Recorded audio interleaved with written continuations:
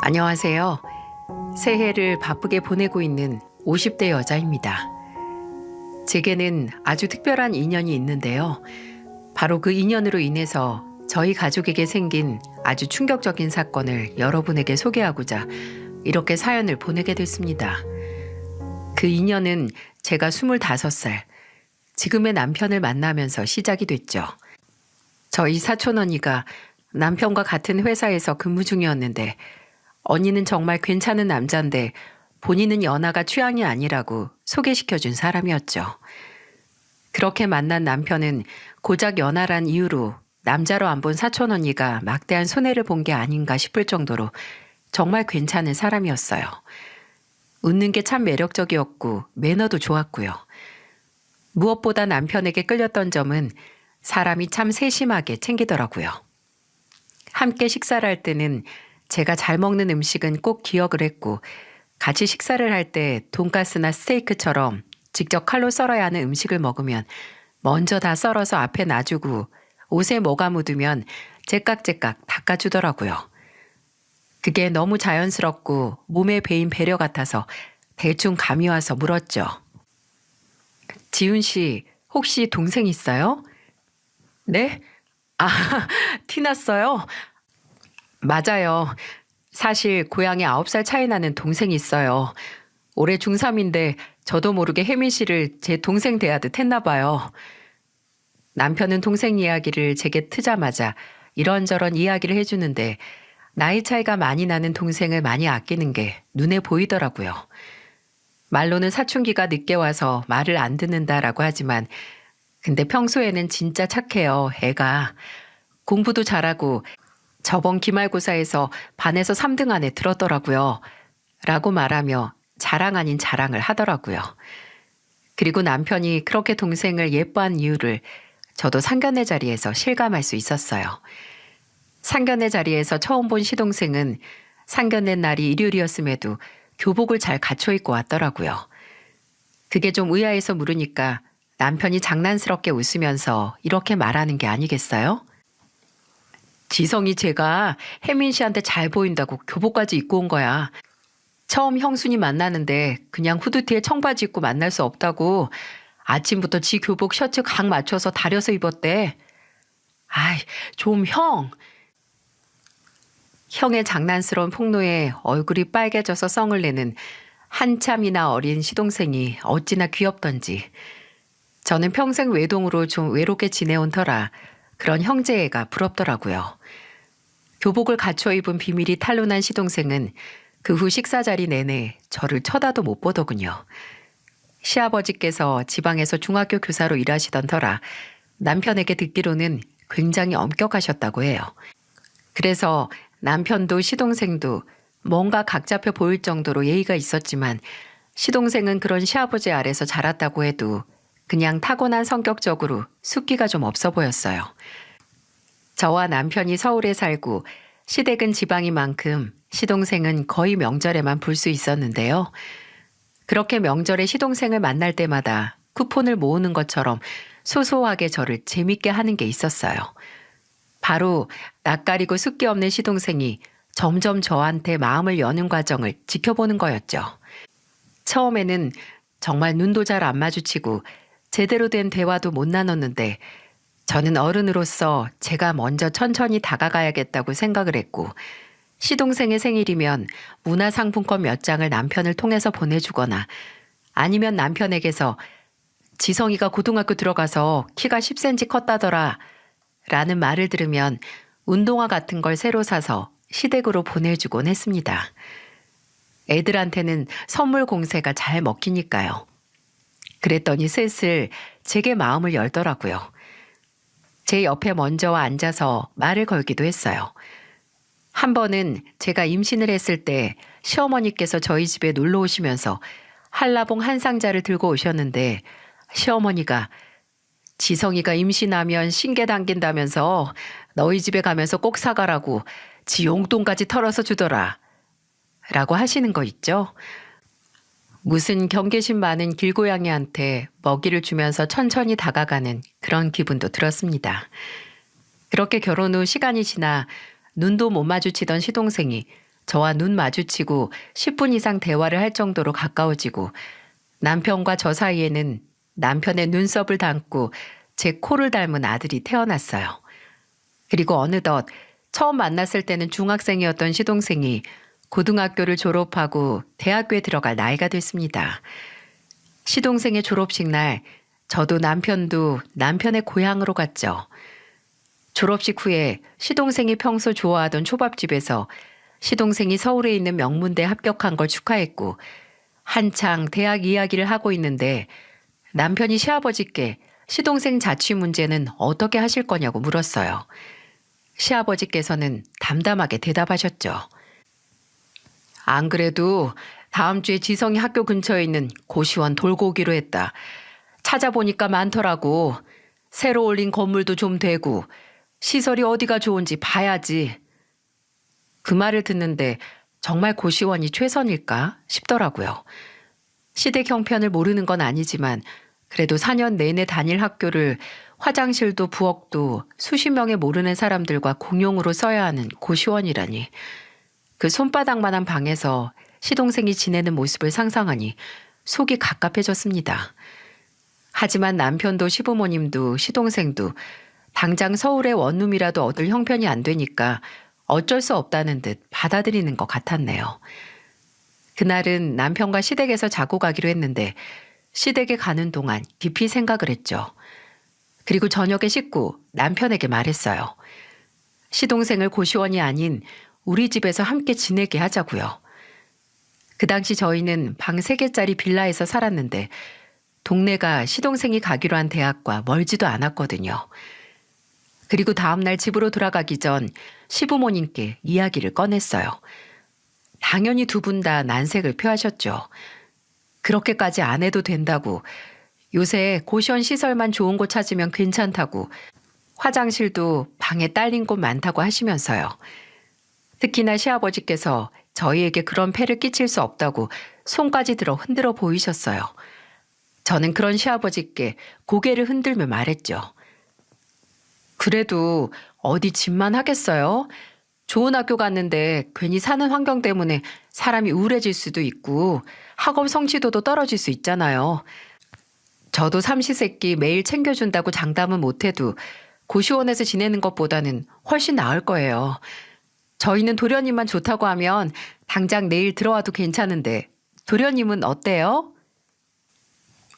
시동생도 가족들 앞에서 괜찮은 척 했지만 내심 고시원에 가는 게 썩 달갑진 않았는지 며칠 고민 끝에 저희 집으로 들어와 대학교를 다니기로 결정을 했습니다. 시동생이 짐을 다 옮기기 전 남편과 저는 비어있던 방을 정리해서 시동생이 쓸 가구도 들여놨어요. 시동생이 최대한 이곳을 잠시 머무는 곳이 아니라 집으로 생각해서 괜히 본인을 객식구라고 느끼질 않길 바랬습니다. 하지만 쉬운 일은 아니었어요. 제가 보기에도 시동생이 조금이라도 집안일에 도움이 되고 보답을 하려는 게 보였거든요. 학교를 다니면서 과외 아르바이트를 틈틈이 했는데 처음에는 월급을 받아서 생활비를 내려고 하는 거예요. 남편이 정말 화를 냈죠. 아무리 그래도 형이 너한테 이런 돈까지 받을 정도로 능력이 없지 않다고. 너는 어렵게 들어간 학교에서 잘 놀고 성적도 유지하는 게 할 일이라고 말이죠. 근데 그 후로는 생활비를 저나 남편이 안 받을 걸 아니까 이제 직접 음식 재료나 생활용품을 장봐오는 게 아니겠어요? 그 모습을 본 남편은 그래야 본인 마음이 편해서 그런가 보다 하고 그냥 하고 싶은 대로 하게 내버려 두자고 했죠. 또 한 달에 한 번은 저희 아들과 날짜를 정해서 손잡고 동네 큰 문방구에 가서 장난감을 하나씩 사주곤 했어요. 그건 단순히 조카에게 장난감을 사주는 것뿐만이 아니라 은밀한 계약의 일종이었는데요. 저희 애가 어렸을 때부터 양치하는 습관이 정말 안 들었었어요. 그래서 저도 남편도 자기 전에 칫솔을 들고 아들 입을 열기 위해 한판 전쟁을 치러야 했습니다. 그때 시동생이 제안을 한 거예요. 한 달 동안 매일 빠짐없이 양치를 하면 삼촌이 문구점에 가서 승우가 원하는 거 뭐든 사준다고 말이죠. 그렇게 초코맛, 딸기맛 치약도 먹히지 않던 아들은 시동생과의 약속으로 인해 밥만 먹으면 바로 화장실에 달려가 양치를 했습니다. 이렇게 시동생은 저희 집에 엄청난 도움이 됐는데 본인만 모르는 것 같았어요. 한 번은 남편이 지성이가 학교 끝나고 동기들이랑 술만 마시면 집에 안 들어오는 것 같아. 그제도 술 먹고 들어간다고 동기 자취방에서 자고 간다고 했었잖아. 괜히 술 먹고 집에 들어오면 민폐라고 생각하는 건가? 라고 말하며 좀 서운하다고 하더군요. 형이 동생 술주정 좀 받아줄 수 있지 하고요. 근데 아무리 생각해도 이제 같은 집에 산 지 반년이 넘어가는데도 그렇게 눈치를 보는 게 저 때문인 것 같은 겁니다. 형하고 조카 그리고 형수 중에 가장 불편한 사람이 누구겠어요? 그래도 몇 년 동안 가족으로 살았지만 그래도 형수는 어렵나 보다 싶어서 괜히 시동생과 저 사이에 벽이 더 단단하고 높아진 것 같아서 씁쓸했는데 아직 그 벽이 허물어질 타이밍이 안 온 것일 뿐 불가능한 게 아니더라고요. 그날은 제가 몸 상태가 안 좋아서 밥만 안 치고 바로 약 먹고 잤거든요. 그렇게 땀 쭉 빼면서 자고 있는데 얼마나 잤는지 모르겠지만 귓가에 소음이 들리면서 눈이 먼저 떠지더라고요. 남편은 옆에서 자고 있고 휴대폰을 확인해 보니 밤 11시가 되고 있었죠. 근데 살짝 열린 방문 틈으로 진짜 미세한 빛이 들어오고 뭔가 떨그럭거리고 물소리도 살짝 들리는 게 아니겠어요? 뭐지 싶어서 푹 자서 깨어난 몸을 일으켜 나가봤더니 제가 일찍 잠에 들었음에도 불구하고 거실이 말끔하게 청소가 되어 있더라고요. 밟히는 거 하나 없이 말끔한 거실 바닥을 밟으며 물소리 근원지로 향하는데 주방 불이 켜져 있었고 그곳에는 묵묵히 뒤돌아서서 설거지를 하는 시동생의 등이 보였습니다. 도련님, 이 시간에 뭐해요? 아, 깨셨어요? 혹시 저 때문에 깨셨어요? 조용히 한다고 했는데 그릇 부딪히는 소리가 컸나 봐요. 죄송해요. 얼마 안 남았으니까 빨리 끝낼게요. 아니, 그게 아니고 혹시 거실도 도련님이 치운 거예요? 별로 할 것도 없었어요. 승우가 바닥에 장난감하고 책들만 치웠고 전 걸레질 한번 했는데요, 뭘. 아우, 도련님, 이렇게 안 해도 돼요. 내일 학교 가는 날이잖아요. 과제도 많으면서. 이 정도는 당연히 같이 사는데 저도 해야죠. 제가 먹은 그릇도 있고 저도 거실 쓰는데 형수님은 가끔 제가 아직도 중학생으로 보이시나 봐요. 걱정 마세요. 집안일을 학교 공부에 지장 갈 만큼 하진 않으니까요. 아, 그러고 보니 형수님 식사 안 하고 주무셨잖아요. 아까 나가서 즉석 죽 사왔는데 데워드릴까요? 그럼 죽은 됐고 라면이나 하나 끓여줄래요? 왜? 저번에 도련님이 친구들하고 놀러 갈 때마다 라면 당번이라면서요. 잘 끓여서. 그 소문난 라면 나도 한번 먹어보게요. 순간 내 쪽에서 시동생을 어린애 취급하고 선을 그었나 싶은 생각에 충동적으로 라면을 끓여달라고 했어요. 시동생은 알겠다고 하면서 바로 라면 끓일 준비를 하더라고요. 근데 확실히 제대로 맛을 내는 법을 아는 것 같았습니다. 대파랑 다진 마늘 볶던 기름에 물을 붓고 콩나물에 청경채, 매운 고추 넣고 확 끓인 라면은 일단 냄새부터 소주를 부르더군요. 그래서 시동생이 라면을 다 끓이고 식탁에 내올 때 저는 냉장고에서 소주 한 병을 꺼내왔죠. 형수님, 아직 몸도 안 좋으신데. 괜찮아요. 아까 땀 쫙 빼고 푹 자니까 한결 개운해졌어요. 도련님이 끓인 라면이랑 소주 한 병 딱 마시면 더 개운해질 것 같아요. 도련님도 같이 한잔 할래요? 그러고 보니까 도련님 주민등록증 나온 지가 언젠데 같이 술 마셔본 적이 없는 것 같네요.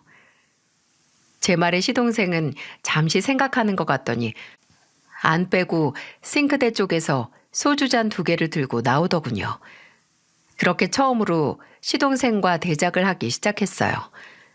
칼칼하고 시원한 국물보다 제 속을 개운하게 만든 안주는 바로 시동생과 술김에 털어놓게 된 그동안 나누지 못한 대화였죠. 도련님은 졸업하고 세운 계획 따로 있어요?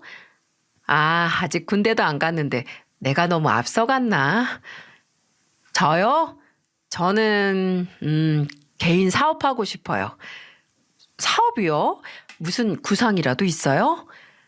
아니요. 그런 건 아닌데, 그냥 사업을 하고 싶다는 것만 구상했죠. 그냥 나중에 돈 벌면 우리 가족들 다 제가 버는 돈으로 평생 걱정 없이 살 수 있게 돈 벌고 싶다는 게 제 꿈이었는데, 그렇게 막연하게 생각하니까 사업이 하고 싶더라고요.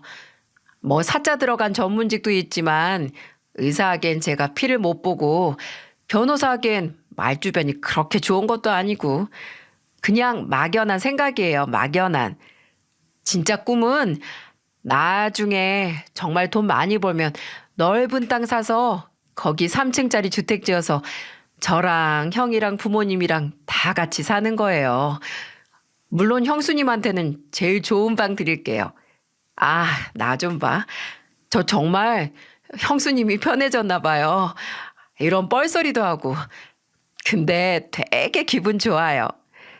사실 전 늘 형보다 누나가 갖고 싶었거든요. 형한테는 비밀이에요. 그 양반 보기보다 잘 삐져요. 맞아요. 진짜 잘 삐지죠? 아휴, 손 많이 가게. 그래요. 이건 우리 둘만의 비밀로 해요. 결혼하고 거의 5년 만에 시동생과 진정한 가족이 된 기분이었어요. 그 후로는 서로 스스럼 없이 고민도 털어놓고 대화도 할 수 있는 그런 사이가 됐어요. 제가 남편과 싸우면 제일 먼저 고민 상담을 하는 사람이 시동생이 됐고, 시동생이 처음 여자친구가 생겼을 때 연애 코치가 바로 저였죠. 그렇게 시동생이 군대에 다녀온 뒤 대학교도 졸업하고 나서 무사히 경험과 커리어를 위해 대기업에 입사를 할 수 있었는데요. 시동생은 처음 받은 월급을 모두 가족을 위해 썼습니다. 월급의 거의 절반이 되는 돈은 고향에 계신 시부모님에게 보냈고, 남편에게는 현금 20만 원이 든 새 지갑을, 그리고 제겐 향수와 함께 화장품 세트를 선물했죠. 아들은 그 당시 새로 출시된 게임기를 받았고요. 이렇게 시동생은 받은 것에 배로 마음을 갚는 사람이었어요. 본인의 성공을 절대로 오로지 본인의 노력 덕분이라고 생각하지 않고 저나 다른 가족들의 도움이 없었다면 불가능했을 거라는 걸 늘 상기시켜줬죠. 그리고 이건 시동생이 대기업에 다니다가 몇 년 후 사업을 시작했을 때도 마찬가지였어요. 시동생은 회사에서 경험을 충분히 쌓고 퇴사 후에 대학 선배와 함께 사업을 시작했는데요. 처음에는 정말 바닥부터 시작했어요. 그 선배가 사는 오피스텔을 사무실로 삼아서 그곳에서 몇 달 동안 먹고 자서 저희도 시동생의 얼굴을 보지 못한 날이 더 많았습니다. 정말 일상도 다 버리고 일만 했던 것 같네요. 그리고 다행히 그 노고는 끝내 엄청난 결실을 맺고 말았죠. 처음에는 단 둘이서 시작한 사업이 나중에는 3명, 4명까지 늘더니 이내 번듯하진 않아도 직과는 분리된 사무실을 얻고 어느새 직업 수가 10명을 넘기더라고요. 시동생은 사무실 이전 때문에 저희 집을 떠나 자취를 시작했고 저희도 시동생의 초대에 사무실에 가봤었어요. 시동생이 처음 제게 꿈에 대해 말할 때 막연하다라고 말했던 게 이제는 번듯한 사무실에 직원들을 10대 명 둔 현실로 실현된 걸 보니 저까지 현실 감각이 안 들더라고요. 아직도 이게 꿈인지 현실인지 생각을 하게 할 정도로 시동생의 사업은 엄청난 대박을 치게 됐어요. 어느 정도냐면요. 저희 아들이 중학생이었을 무렵 이사를 가야 했거든요.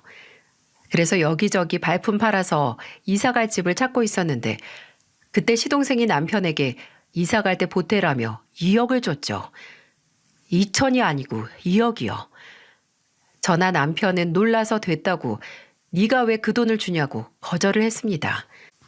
근데 시동생은 오히려 본인이 정색을 하며 그러더라고요. 형, 이 정도도 나한테 도움 안 받으면 나 정말 무시하는 거야. 나 예전에 교복 입고 게임하던 어린애 아니야. 나 가족한테 이 정도 돈 줄 수 있을 만큼 성공했고 그리고 그 성공이 누구 덕인지 잘 알 정도의 머리는 있어. 형은 그때 형이랑 형수님이 나한테 같이 살자고 안 했으면 내가 이 정도의 돈 벌었을지 장담할 수 있어? 내가 받은 거 갚는 것뿐이야. 그리고 앞으로도 갚을 거고. 그러니까 내 은인 같은 형수님 모시고 조금 더 넓고 좋은 집으로 이사 가서 승우하고 같이 살아. 승우 이제 고등학교 가면 동네도 얼마나 중요한데. 그 말을 듣고도 차마 돈을 안 받을 수 없더라고요. 그 돈은 고마움의 표시이기도 했지만 아마 시동생이 가족 구성원으로서 저희에게 보인 자존심이기도 했을 겁니다. 그렇게 시동생의 도움으로 저희는 살기 좋은 지역의 아파트를 대출을 껴서 매매할 수 있었어요. 그리고 시동생은 정말 저희에게 2억이란 거금을 턱 내놓고도 전혀 문제가 없을 정도로 승승장구했죠.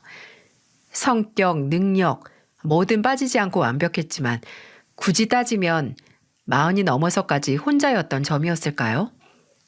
원래 20대 후반부터 30을 통째로 본인 회사에 투자했기에 누굴 만날 시간이 없긴 했지만 그래도 시동생이 결혼 생각이 아예 없는 사람은 또 아니었거든요. 언제나 빨리 형처럼 좋은 가정을 꾸리고 싶다고 하고 더 나이 들기 전에 장가가서 아들, 딸 2명은 낳고 싶다고 하기도 했고 농담으로 저나 남편에게 사람 좀 소개시켜 달라고 하기도 했고요. 그렇다고 일을 제외하고 사적으로 밖에 돌아다니면서 사람을 만나는 성격도 아니었네요. 주말마다 저희 집에 놀러와 저녁을 함께 먹거나 아니면 시동생이 본인 집으로 초대해 이런저런 요리를 해서 대접했는데 그럴 때마다 제가 진담 반 농담 반으로 도련님, 언제까지 나한테 도련님 소리 들을래요? 쉰 되기 전에는 서방님 칭호 얻어야 하는 거 아니에요? 주말까지 형하고 노니까 팔자에 여자가 있어도 생길 틈이 없죠. 나가서 또래랑 좀 만나요. 라고 했어요. 그럼 시동생은 박장대소를 하면서 그러게 말입니다, 형수님. 이러다가 할아버지 돼도 도련님 소리 듣겠어요. 저보다 승우가 먼저 장가가는 건 아닌지 몰라요? 라고 했죠. 다행히 시동생은 저희 아들보다는 일찍 결혼을 했습니다. 근데 진짜 다행이었는지가 문제죠. 시동생이 40 초반에 결혼할 여자라고 저에게 소개한 여자는 160cm 후반의 키에 늘씬한 몸매, 웃는 모습이 너무 싱그럽고 예쁜 사람이었어요. 왜 그 사람이 웃으면 나도 모르게 따라 웃는 미소를 갖고 있는 사람 있잖아요. 근데 처음 만나는 사람이 뭔가 낯익어서 만나는 내내 어디서 봤지? 하고 있는데 아니나 다를까 동서의 직업이 TV 광고 모델이었더라고요. 주로 케이블 채널 홈쇼핑 모델로 활동했는데 동서가 형님, 이게 제가 활동했던 사진이에요. 하고 보여주는 사진에 예전에 제가 홀린 데 샀던 자켓 화보도 있더라고요. 그걸 보면서 와, 우리 집안에도 방송물 먹은 사람이 들어오는구나 라는 생각에 연예인 보는 듯 신기하기도 했고 또 애교 많고 부친성 좋고 심지어 외모, 능력 다 되는 동서를 보고 저희 시동생이 드디어 제 짝을 만났구나 하는 생각에 흐뭇하기만 했네요. 근데 단 한 가지 좀 마음에 걸리는 게 있었는데 그때는 그냥 제 착각이겠거니 했어요. 뭔가 동서가 선을 긋는 듯한 겁니다. 사람이 그런 느낌이 있잖아요. 뭔가 대화 중간중간 선을 딱 긋는구나. 뭔가 개인주의적이다 싶은. 근데 뭐 오래된 사이도 아니었고 사람이 다 본인만의 스타일이 있으니 그러려니 했어요. 근데 불행하게도 이 그저 느낌뿐인 제 감상은 앞으로 일어날 대형 사고의 전조 단계였습니다. 시동생은 결혼 후 동서가 원하는 지역으로 옮겨서 신혼생활을 시작했어요. 원래는 저희 집에서 가까운 동네여서 얼굴도 종종 봤었는데 그러질 못해서 서운하다 싶다가도 그래도 무소식이 희소식이겠지. 둘이서 잘 살았으면 좋겠다 싶더라고요. 시동생도 원체 일이 바쁜 사람이고 동서도 생기니까 사생활이 중요해져서 거의 명절에만 만나는 사이가 됐지만 그만큼 오랜만에 얼굴 보면 더 애틋하더군요. 동서도 저나 시부모님에게 참 싹싹하게 잘 다가오고 이건 뭐냐, 저건 뭐냐, 궁금한 것도 많고, 뭘 하면 본인이 거두려고 나서기도 잘하더라고요. 무엇보다도 시동생이 신혼 시절 얼굴이 확 핀 게 눈에 보여서 다행이다 싶었습니다. 근데 그것도 몇 년 가지 않았어요. 시동생이 결혼하고 3년이 지나고 4년이 지나도 어쩐지 임신 소식이 들려오지 않는 겁니다. 물론 제가 알 바 아니고 당사자 둘의 일이지만 결혼 전부터 시동생이 신혼집 리모델링 할 때 다른 방들보다 아이방 먼저 만들 정도로 얼마나 빠르고 간절하게 아이를 원했는지 알기에 신경이 쓰일 수밖에 없었어요. 하루는 남편이 시동생에게 어째 좋은 소식이 안 들려온다? 라고 물으니 시동생이 정말 좀 심각한 표정으로 그러더라고요. 안 그래도 시도를 안 하는 건 아닌데 몇 년째 소식이 없으니까 나도 불안해. 아무래도 내가 나이가 많으니까 나한테 문제가 있는 건 아닐지. 만약 그렇다면 민주한테 미안해서 어떡해? 민주도 나만큼 아이를 원하는데. 저와 남편은 시동생에게 걱정 말라고 요새는 기술이 좋아서 시험관도 있고 심각한 게 아니면 치료도 가능하다고 하니까 동서와 의논 후에 천천히 생각해 보라고 위로를 해줬습니다. 그리고 몇 달 후 시동생의 생일날, 시동생이 생일 당일에 저희를 집으로 초대했어요. 맛있는 거 많이 해줄 테니까 조카랑 같이 오라고요. 그래서 평소 운동을 좋아하는 시동생을 위해 운동복 몇 벌을 사서 갔죠. 요리를 좋아하는 시동생은 뭐 감바스니 샐러드 파스타니 하는 온갖 음식을 만들어 놓고 저희를 기다리고 있었는데 동서가 안 보이는 거예요. 들어보니 점심에 같이 케이크에 촛불 켜고 친정에 갔다고 하더군요. 뭔지 모르게 살짝 불편한 마음을 애써 감추고 시동생이 차려준 음식 먹고 이런저런 대화를 나누는데 새 컵이 필요해서 제가 싱크대 쪽으로 갔거든요. 근데 살림해보신 분들은 아실 거예요. 인덕션 겉에 두껍게 코팅될 정도로 쌓일 기름은 하루 이틀 사이에 생기지 않는다는 것을요. 주방 안쪽에 들어가자마자 인덕션 주변에 덕지덕지 눌러붙은 기름과 심지어 착색까지 된 게 주방 청소를 오랫동안 안 했나 싶더라고요. 그리고 냉장고에서 음료수를 꺼내려는데 점심에 생일 케이크에 초를 붙였으면 케이크가 남아있어야 하는 거 아닌가요? 그런데 냉장고를 포함해서 주방 어디에도 케이크 상자를 보지 못했어요. 불편한 생각은 작아질 줄 모르고 점점 짙어져 가는데 그 생각에 활용점정을 찍는 걸 목격하고야 말았습니다. 화장실에 가다가 방문 하나가 열려 있어서 생각 없이 눈길이 가서 보게 됐는데 와, 저는 혹시 동서가 야반 도주를 했나 싶더라고요. 드레스룸으로 보이는 방 안에는 방금 좀도둑이 들어와서 물건을 뒤졌다고 해도 믿을 정도로 엉망이었어요. 저는 시동생과 몇 년 함께 살면서 이미 생활 패턴을 잘 알잖아요. 엄격한 시아버지의 영향으로 군대 가기 전에도 늘 정리정돈이 몸에 배어있는 스타일이었는데 필히 이 엉망진창의 원인은 동서구나 싶었죠. 정신이 빠진 얼굴로 너저분한 방을 보고 뒤돌아서려고 하는데 그때 드레스룸 구석에 있는 가득 쌓인 쓰레기통에 아래에 떨어진 무언가가 제 눈에 들어왔어요. 핑크색으로 보이는 포장지. 그건 저도 잘 알고 있는 거였어요. 바로 피임약이었습니다. 총 24알이 들어있는 알루미늄 포장이 텅 비어서 쓰레기통 아래에 떨어져 있던 거예요.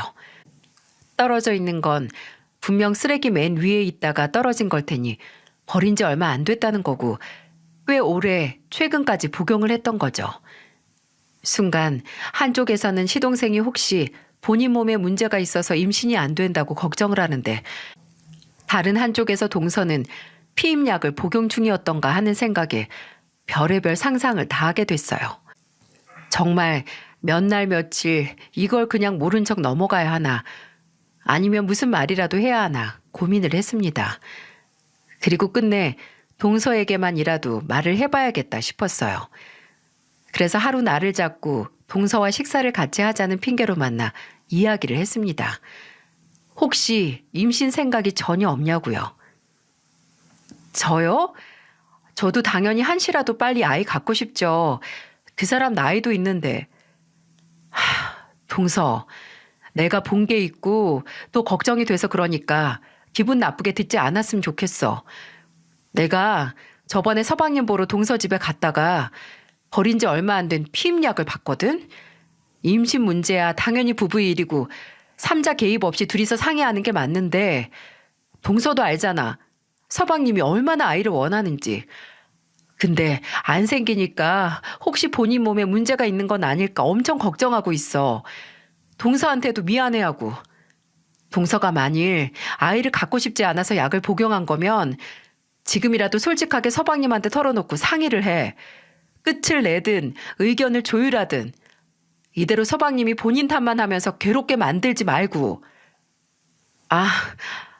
우리 형님이 걱정하셨구나. 사실 이번 달에 제가 약을 먹은 건 맞아요. 회사에서 좋은 광고 제의가 들어왔는데 그게 촬영이 6개월 후라서 지금 아이가 생기면 물거품이거든요. 저도 그 사람이 아이를 얼마나 원하는지 아니까 지금은 당장 때가 아니라고 하면 상처받을까 봐 걱정돼서 말 못했던 거지. 다른 생각은 없었어요. 걱정 마세요. 이 광고만 끝나면 정말 아이 가질 거예요. 그러니까 걱정 마세요. 우리 형님이 어린 서방님 생각하는 건 알아줘야 한다니까. 그리고 동서의 말을 더 이상 의심하지 못했던 게 정말 반년 후 동서는 임신 소식을 알려왔습니다. 그 말이 정말이었다는 안도감이 몰려왔죠. 시동생은 사업을 하고 첫 대형 거래를 성사했을 때보다 기뻐서 어쩔 줄 몰라 했어요. 그래도 퇴근 시간이 7시는 됐던 사람이 동서가 임신 후에는 5시에 조기 퇴근해서 집으로 가 혼자서 집안일 싹 다 하고 남은 시간은 동서 수발을 들면서 재택근무를 하더라고요. 저와 남편에게 연락해서 임신했을 때 당겼던 것, 절대 멀리해야 하는 거, 임신 달마다의 기분 변화 등등 예비 아빠로서 알아야 하는 건 모조리 다 알아갔습니다. 시동생은 매일 딸이었으면 좋겠다. 아니 아들도 좋은데 아니 만약 딸이라면 이라고 심경의 변화가 임산부보다도 더 심했죠. 그렇게 태어날 아이를 위해 하루하루 설레했고 만반의 준비를 다 해가던 와중 동서가 임신 26주 정도 됐을 때 임신을 하고 처음으로 시동생이 지방으로 출장을 가야 했어요.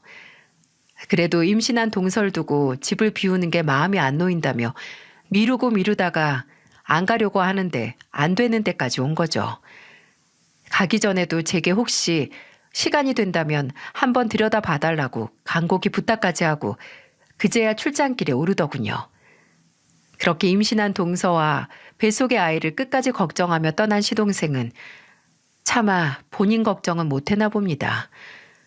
시동생이 출장을 가고 이틀 후 동서에게서 울면서 전화가 왔어요.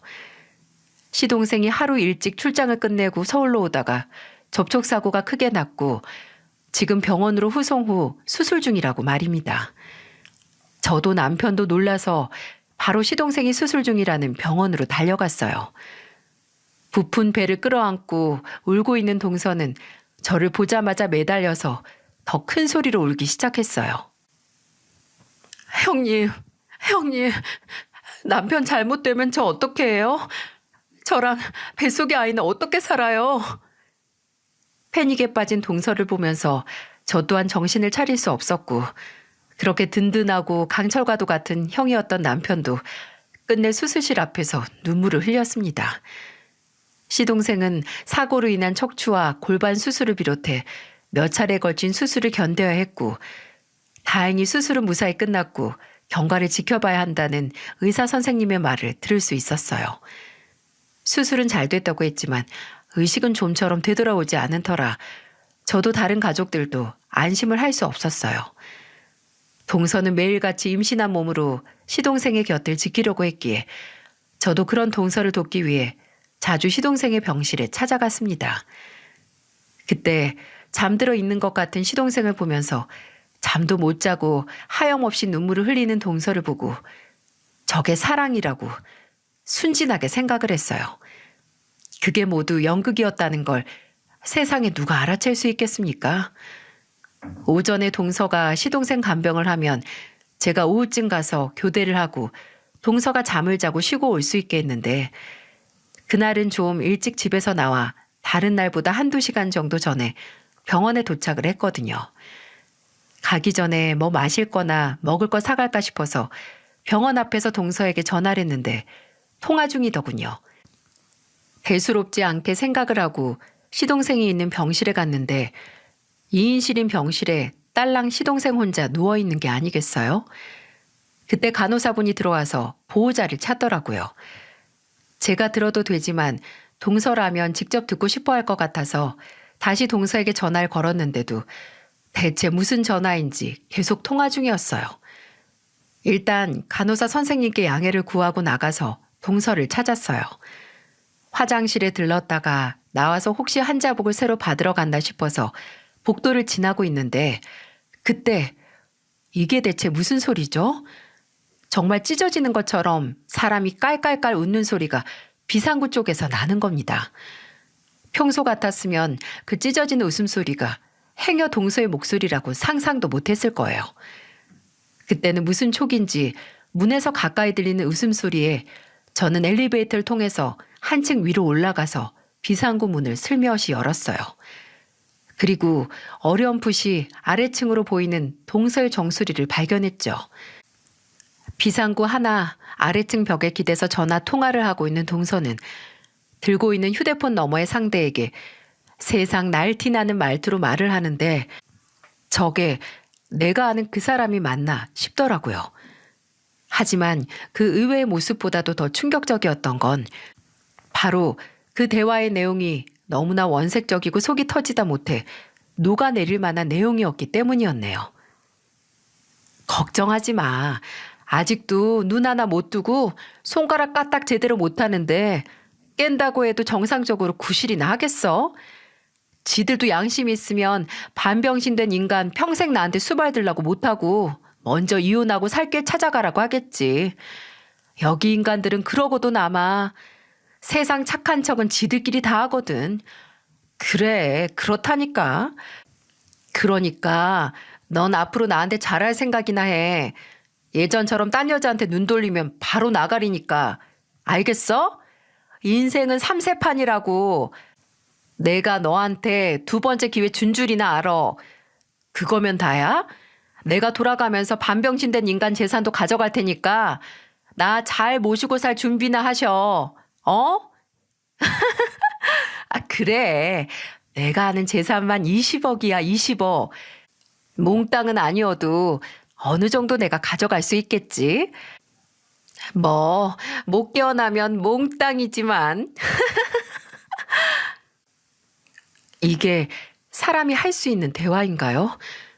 여기서 반병신은 누구고 착한 척하는 인간들은 누구인지 감이 오시죠?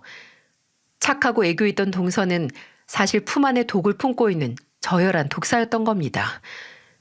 당장 동서가 듣는 귀 상상도 못하고 떠들고 있는 말들을 듣는 것만으로도 후들거리는 다리를 다잡느라 차마 녹음을 하지 못했어요. 그리고 당장 이게 대체 무슨 말이냐고 제가 뛰어든다고 해도 몇 년 동안 저런 모습을 감추고 산 인간이 얼마나 연기를 잘하겠습니까? 그래서 일단 그날은 가만히 잠자코 있었고 뒤에서 저 독사의 독을 몽땅 뽑아내 잡을 계획을 세웠어요. 원래 여우를 잡기 위해서는 여우가 되어야 한다고 하잖아요. 저는 흥신소를 찾아갔습니다. 사무실에서는 성금만 바로 준다면 지금이라도 탈탈 털어줄 수 있다고 걱정 말라고 장담하더군요. 저는 바로 현금으로 성금을 치렀고 그렇게 2주 뒤에 흥신소 직원은 저희한테 정말 잘 찾아오신 거예요 라고 하면서 2주 동안 본인들이 쓸어모은 증거들을 제게 보여줬죠. 이건 둘이서 손잡고 가다가 주차장에서 같은 차 타고 나오는 사진이랑 동영상, 그리고 이건 같은 아파트 들어가는 거. 이 아파트가 이 남자가 사는 아파트인데 혹시 동서란 사람이 이전에 사실혼 관계 남자가 있다는 건 의뢰인분이나 가족분들은 알고 계셨어요? 같이 거의 10년을 동거하면서 살았던데요. 혼인신고한 자료는 안 남았어도 사실로는 확실해요. 거기 있는 건물 관리자 한 명이랑 청소하는 여사님은 아직도 이 여자를 기억하고 있더라고요. 몇 년 동안 안 보여서 1202호 남자랑 이혼했나 했는데 한 2년 정도 전에 다시 보인다고 별거 하다가 합친 것 같다고요. 제정신이라면 아마 그 당시 제가 듣고 본 증거들을 믿지 못했을 거예요. 저도 머리가 어지러질 정도의 정보들을 제 스스로 받아들이기까지 엄청난 노력을 해야 했으니까요. 하지만 제가 몇 번 눈을 깜빡거리고 고개를 저어도 증거는 달라지지 않았습니다. 저는 그날 바로 제가 받아온 증거들을 남편에게 보여줬어요. 남편은 저보다도 더 받아들이기 힘들어했어요.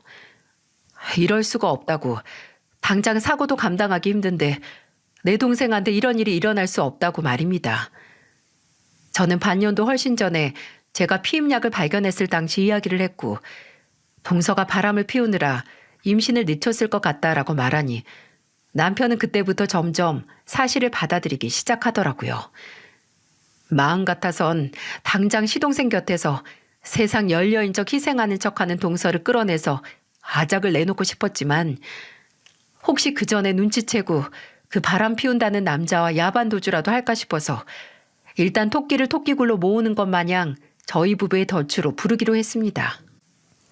남편이 동서에게 전화를 걸어 요새 동생 보느라 많이 힘들지 않냐고, 안 그래도 몸 관리 잘하고 안정 취해야 하는데 내일 집에 오면 재수 씨가 좋아하는 해물찜이랑 간장 새우랑 해서 밥을 같이 먹자고 초대를 했죠.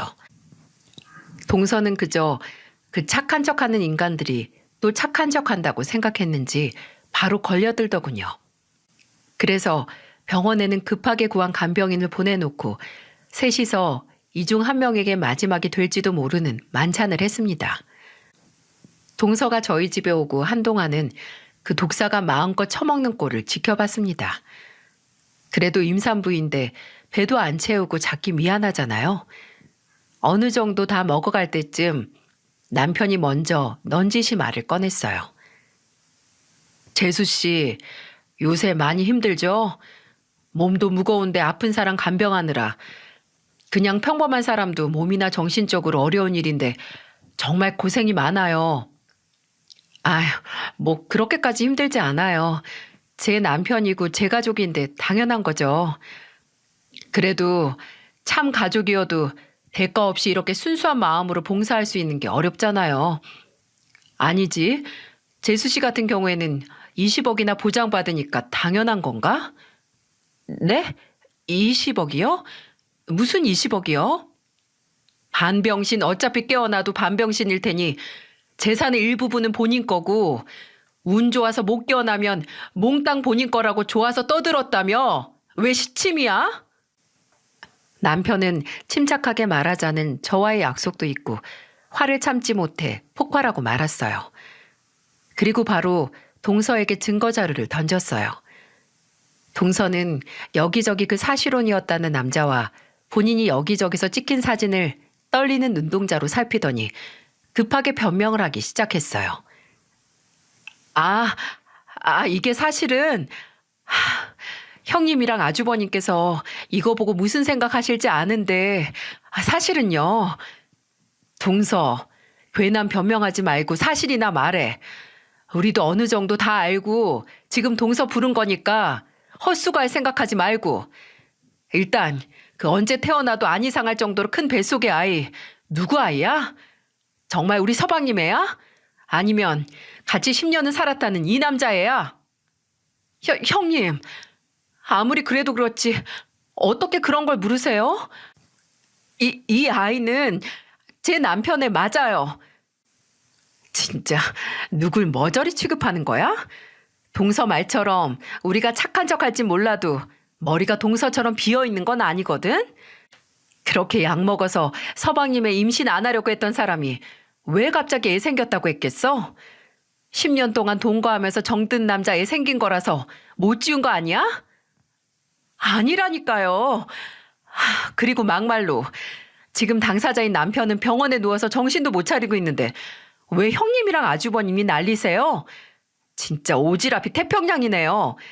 제가 바람을 피웠든 이 애가 누구 애든 그건 저랑 남편이 알아서 할 일이죠. 이렇게 제3자가 끼어들어서 사람 죽일 듯이 닥달할 게 아니라. 그 순간 이건 우리 일이라는 말이 어찌나 화가 나는지 저는 동서가 임신했다는 사실도 있고 저도 모르게 뺨을 올려붙였습니다. 근데 그때 뺨을 맞은 충격 때문인지 한꺼풀 덮여있던 동서의 두꺼운 낯짝이 벗겨진 것 같았어요.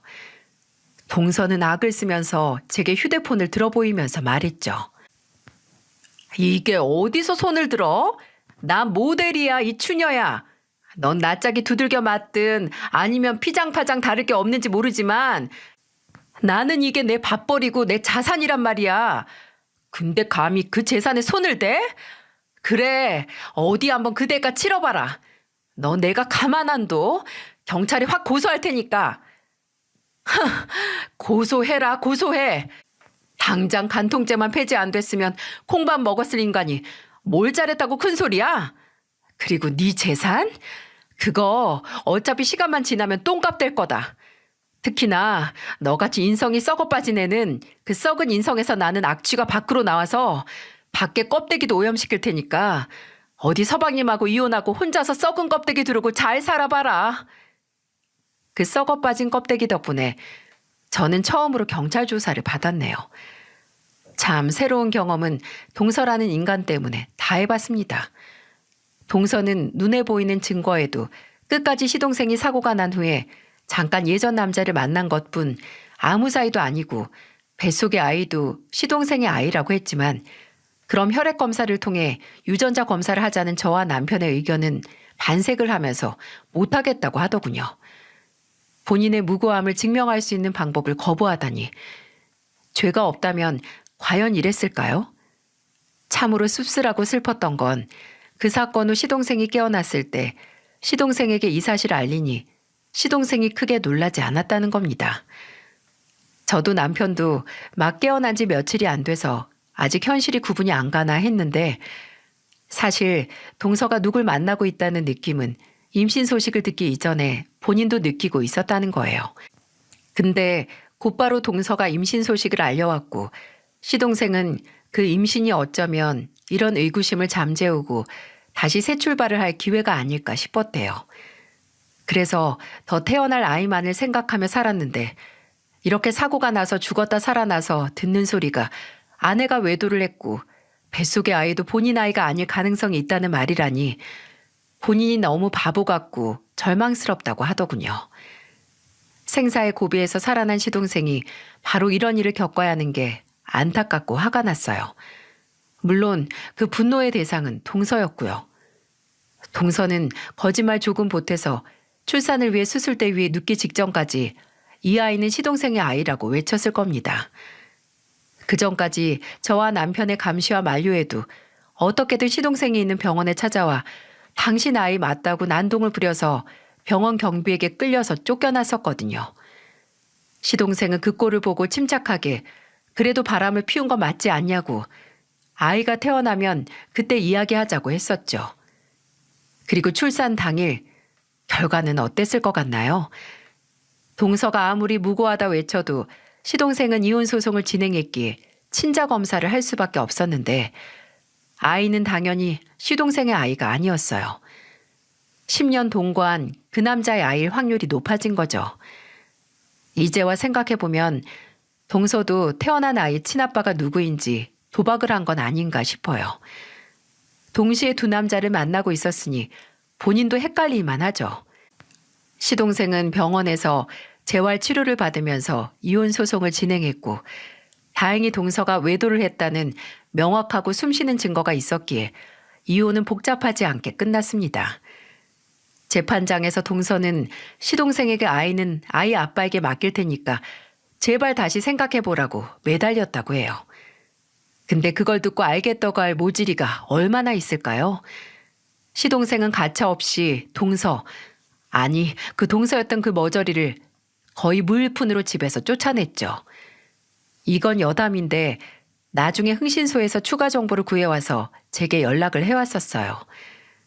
제가 흥신소에 의뢰를 하면서 동서의 결혼식 사진을 보여준 적이 있었는데 직원의 조사에 따르면 그 사진 속 동서의 부모님이 동서의 진짜 부모님이 아니라는 겁니다. 무슨 말인고 하니 동서가 따로 구한 대역 아르바이트 배우였다는 거예요. 원래 친정도 저나 시동생에게 말했던 동네가 아니라 한참 떨어진 경기도 외곽 지역이었고 그곳에서 홀어머니가 혼자 사신다고 하네요. 몸이 불편하셔서 집 밖으로도 잘 못 나오신다고요. 진짜 허언증이 심한 사람은 그 거짓말을 본인이 진실인 것 마냥 찰떡같이 믿는 걸 넘어서 아예 그 거짓말로 꾸며진 세상을 본인이 만들어서 그곳에 산다는데 동서가 딱 그 꼴이 아닌가 싶습니다. 마음 같아서는 저와 가족 시동생도 동서였던 인간을 고소해서 지옥을 맛보게 해주고 싶지만 변호사는 위자료 소송 빼곤 마땅히 형사 고소할 건덕지는 없다고 했고 시동생은 재산 분할과 그 상대 남자에게 위자료 소송을 해서 돈을 받아내는 걸로 마무리를 지어야 했습니다. 성엔 차지 않았지만 나중에 혼자 아이 키우면서 분유값도 얻고 기저귀도 쓴 걸 잘라서 또 쓴다고 시동생에게 연락을 해서 돈 좀 보내달라고 매달리는 동서의 소식을 들으니 본인이 판 무덤에 들어가 스스로 지옥을 마땅히 겪고 있는 것 같더라고요. 이혼 후 그 남자하고 사는 건 아닌가 했는데 홀어머니가 사시는 친정으로 갔다는 걸로 봐선 그건 아닌가 봐요. 아마 그 여자가 사고가 난 시동생에게서 어떻게 해서든 돈을 뜯어내 그 남자랑 재결합을 하려고 했는데 무일푼으로 쫓겨났으니 그 돈이 없는 걸 알고 그 남자도 여자를 버린 건 아닌가 싶네요. 그 여자는 시동생을 뜯어내려고 했고 그 남자는 역으로 그 여자에게서 돈을 뜯어내려고 했고 참으로 더러운 순환고리가 아닌가 싶습니다. 다행히 그 고리에서 벗어나 자유를 얻은 시동생은 지금도 남은 재활치료를 해내며 열심히 살고 있어요. 시동생은 이혼 후 제게 다시 도련님으로 불려야겠네요. 라고 쓰게 미소를 지으며 말했는데 그 미소가 너무 외로워 보여서 저는 도련님 소리 입에 잘 안 붙을 것 같은데 시부모님 안 계시면 그냥 나도 지성이라고 부를까요? 라고 장난스럽게 물었어요. 그랬더니 바람 빠지는 소리를 내면서 웃더니 좋다고 하더군요. 그래도 그 사건 후 시동생의 웃음소리를 들을 수 있어서 다행이라는 생각이 들었습니다. 시동생은 신혼집을 정리하고 다시 본인 회사와 저희 집 중간 지점에 있는 지역에 집을 얻어서 살고 있어요. 저도 남편도 이혼 직후에는 자주 찾아갔었는데 이제는 정말 걱정 말라는 시동생의 말을 듣고 한동안 그냥 전화 연락만 하고 했습니다. 그래도 저희가 걱정할까 봐 매번 오늘은 뭘 먹었는지 가족 단체 카톡방에 사진을 찍어서 올리고 이동 중이면 차가 막힌다, 커피를 마시면 커피 마신다 등등 인증 사진을 찍어서 보내고 있습니다. 본인이 겪은 일도 감당하기 벅찰 텐데 걱정할 가족을 위하는 모습만 봐도 시동생은 정말 이런 일을 겪어서는 안 되는 사람이라는 생각만 짙어져 가네요. 아까도 이 기억을 짜내가면서 사연을 써내려 가는데 시동생이 문자를 보냈더라고요. 저녁 뭐 먹을지 골라달라고요. 제육볶음이랑 부대찌개 중 골라달라고 해서 집에 그것보다 맛있는 감자탕이 있으니 먹고 가라고 했네요. 솔직히 말하면 결혼을 하고서도 시동생은 제게 종종 교복을 입고 고개도 못 들던 어린애처럼 느껴질 때가 많았어요. 근데 이제는 큰 인생의 파도를 스스로 묵묵히 넘는 어른이라는 느낌이 커졌습니다. 하지만 혼자의 힘으로 그 큰 파도를 이겨낼 수 없을 테니 저도 다른 가족들도 옆에서 끝까지 남아서 힘을 줘야겠죠. 부디 이 사연을 듣는 많은 분들이 딱 한 번씩이라도 파도를 넘는 제 시동생에게 응원하는 따뜻한 마음을 보내주셨으면 좋겠습니다. 세상 모든 일은 혼자만의 힘으로 해결되는 게 없으니까 저도 구독자 여러분이 그 어떤 인생의 파도가 와도 그 파도를 오히려 즐기고 손쉽게 넘길 수 있도록 기도하겠습니다. 모두 감사합니다.